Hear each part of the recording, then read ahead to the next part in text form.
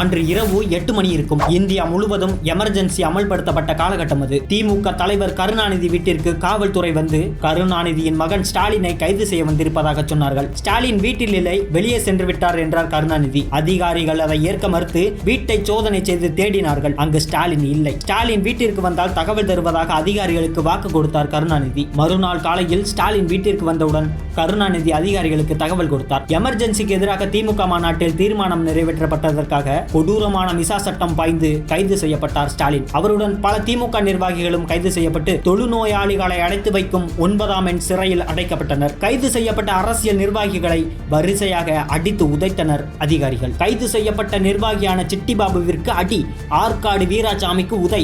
மூன்றாவதாக ஸ்டாலின் பக்கம் திரும்பினார்கள். தனது பூட்ஸ் காலால் ஸ்டாலினை எட்டி உதைத்தார் ஒரு அதிகாரி. கன்னத்தில் ஓங்கி ஒரு அறை விட்டார் அடுத்த அதிகாரி.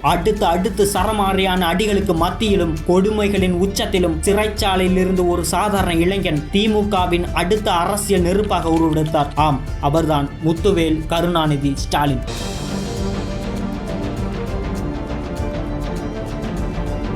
மார்ச் 1, 1953 கருணாநிதிக்கும் தயாளு அம்மாளுக்கும் ஒரு ஆண் குழந்தை பிறந்தது. பெரியாரின் அடைப்பெயரான ஐயாவையும் அண்ணாதுரையின் கடைப்பெயரான துரையையும் இணைத்து ஐயாதுரை என குழந்தைக்கு பெயர் வைக்க முயன்ற போது குழந்தை பிறந்த 4ஆம் நாள் சோவியத் யூனியன் புரட்சியாளர் ஜோசப் ஸ்டாலின் மரணமடைந்தார். எனவே தனது குழந்தைக்கு கருணாநிதி வைத்த பெயர் ஸ்டாலின். அப்பா அரசியல்வாதி, மாமா முரசொலி மாறன் அரசியல்வாதி, வீட்டிற்கு வரும் அனைவரும் அரசியல்வாதிகள். இந்த சூழ்நிலைகளுக்கு மத்தியில் வளர்ந்த ஸ்டாலினை பள்ளி அழைத்தாலும் கட்சி ஈர்த்தது எனலாம். இதனால் 10ஆம் வகுப்பிலேயே அரசியலில் நுழைந்தார் ஸ்டாலின். இதன் ஆதாரமாக அவரது தெருவில் சண்முகம் சலூன் என்னும் இடத்தில் இளைஞர் திமுக எனும் அமைப்பை தொடங்கினார் ஸ்டாலின். இதுதான் திமுக இளைஞரணியின் அடித்தளம். பெரியாரின் பிறந்த நாளுக்கு கொடியேற்றுவது, அண்ணாவின் பிறந்த நாளுக்கு மிட்டாய் வழங்குவது, கட்சியின் நிதி வசூல் செய்வது என தனது ஆரம்பகால பணிகளை தொடங்கினார் ஸ்டாலின். கட்சி ஈடுபாட்டோடு இளங்கலை படிப்பு முடித்த ஸ்டாலினுக்கு இன்னொரு ஆசை வந்தது.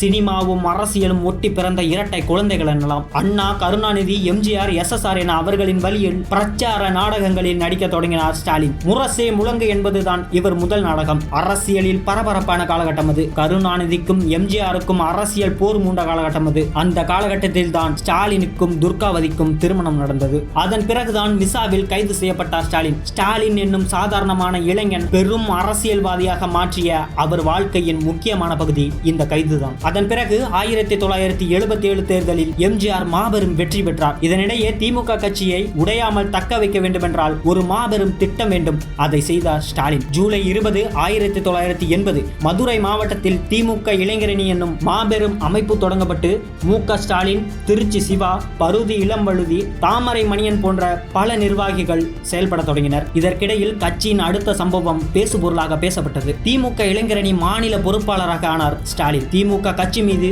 வாரிசு அரசியல் என்னும் வார்த்தை மெல்ல மெல்ல வீச தொடங்கியது. காரணம், அந்த சமயத்தில் தான் திமுகவின் மிகப்பெரிய துருவமாக வைகோ வளர்ந்து கொண்டிருந்தார். 1984 சந்தித்த முதல் தேர்தலிலேயே படுதோல்வி அடைந்தார் ஸ்டாலின். ஆனால் அதன் பிறகு ஸ்டாலினுக்கு மக்கள் செல்வாக்கு மெல்ல மெல்ல வளர தொடங்கியது எனலாம். இதன் விளைவாக எம்ஜிஆர் இறப்பிற்கு பிறகு நடைபெற்ற தேர்தலில் ஸ்டாலின் வெற்றி பெற்று சட்டமன்றத்திற்குள் நுழைந்தார். அதே சமயத்தில் கட்சிக்குள் வைகோவும் ஸ்டாலினும் பெரிய தலைவர்களாக பேசப்பட்டனர். கருணாநிதி உயிருக்கு ஆபத்து என உளவுத்துறையிடம் இருந்து வந்த கடிதத்தை அடிப்படையாக வைத்து வைகோவை கட்சியில் இருந்து நீக்கியது திமுக தலைமை. வைகோ தனியாக மதிமுக எனும் கட்சியை தொடங்கினார். வைகோவின் இழப்பு திமுகவிற்கு பேரிழப்பு என பேசப்பட்ட நிலையில் அடுத்த தேர்தலான 1996ஆம் ஆண்டு சட்டமன்ற தேர்தலில் திமுக மாபெரும் வெற்றி பெற்று ஆட்சி அமைத்தது. ஸ்டாலின் சட்டமன்ற உறுப்பினராக தேர்ந்தெடுக்கப்பட்டு கூடுதலாக ஒரு பொறுப்பும் வழங்கப்பட்டது. சென்னை உள்ளாட்சி தேர்தலில் வெற்றி பெற்று சென்னை மாநகராட்சியின் 4வது மேயரானார் ஸ்டாலின். மேயராக அறிவித்த முதல் திட்டம் சிங்கார சென்னை. சென்னை மாநகராட்சியின் குப்பைகளை அகற்ற